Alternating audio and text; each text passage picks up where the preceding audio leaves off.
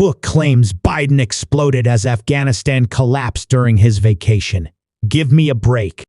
Franklin Foer's The Last Politician details Biden's first 2 years, including chaotic Afghanistan withdrawal. President Biden had an explosive reaction when he was told the president of Afghanistan had fled Kabul ahead of the Taliban's takeover of the city in 2021, according to a new book. On Friday, Aug. 12, 2021, Biden left D.C. for what was expected to be a mid-August vacation to Camp David. 3 days later, National Security Advisor Jake Sullivan told him the news that the then-president of Afghanistan, Ashraf Ghani, had fled as the Taliban was poised to march into the capital. Biden exploded in frustration when he heard the news and exclaimed, "Give me a break!" According to the forthcoming book, The Last Politician by journalist Franklin Foer, which describes the inner workings at the White House during the calamitous withdrawal from Afghanistan in 2021. Biden wasn't the only one on vacation when Ghani escaped, and it became clear to the world that the American withdrawal from Afghanistan would be far more chaotic than the administration expected. The Biden White House had expected a gradual handover of responsibility to the Afghan government until Aug.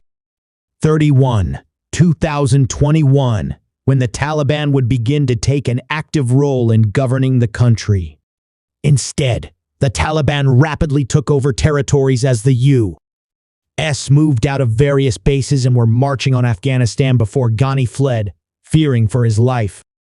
However, in the first weeks of August 2021, multiple high-ranking White House officials left for vacation. Biden went to Camp David. Secretary of State Antony Blinken was in the Hamptons. And then White House Press Secretary Jen Psaki took her family to the beach. On Aug. 16, 2021, the day after Ghani fled Kabul, a U.S. C-17 military transport aircraft filled with evacuees took off from then Hamid Karzai International Airport, but some people on the crowded runway grabbed onto the landing gear in a desperate attempt to escape as the plane took off.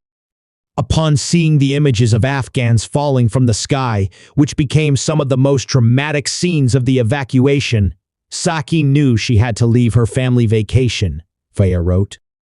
According to Foer, Psaki wrote to then White House Chief of Staff Ron Klain, "I'm contemplating coming back," and Klain responded, "I'm sorry. I think you need to." Foer's book notes that Biden took an active interest in the evacuation, throwing out ideas to get more people on planes and out of the country and asking to be updated when individual people had made it safely out of the Afghanistan.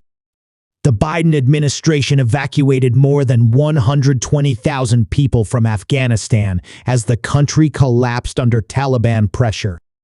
However, that improvised feat of logistics failed to overcome the impression that the Biden administration was reacting slowly, Foer wrote. The White House was stung by the fact that the toughest criticism was not just coming conservative media, but also from the columnists and venerable reporters that Biden's inner circle respected and tended to heed. Foer's book states, Foer writes that in the thick of the crisis, Biden didn't have time to voraciously consume the news, but he was well aware of the tough coverage. "We're getting killed," he would admit. It frustrated him to no end. However, the criticism did nothing to change Biden's mind about leaving Afghanistan, nor change his detestation for the conventional wisdom of the foreign policy elites, Foer said. After defying their delusional predictions of progress for so long, Biden wasn't going to back down now. In fact, everything he'd witnessed from his seat in the Situation Room confirmed his belief that exiting a war without hope was the best and only course, Foer writes. Foer's book recounts the first 2 years of Biden's presidency from his inauguration through the 2022 midterm elections. The book is to be released Tuesday by Penguin Random House.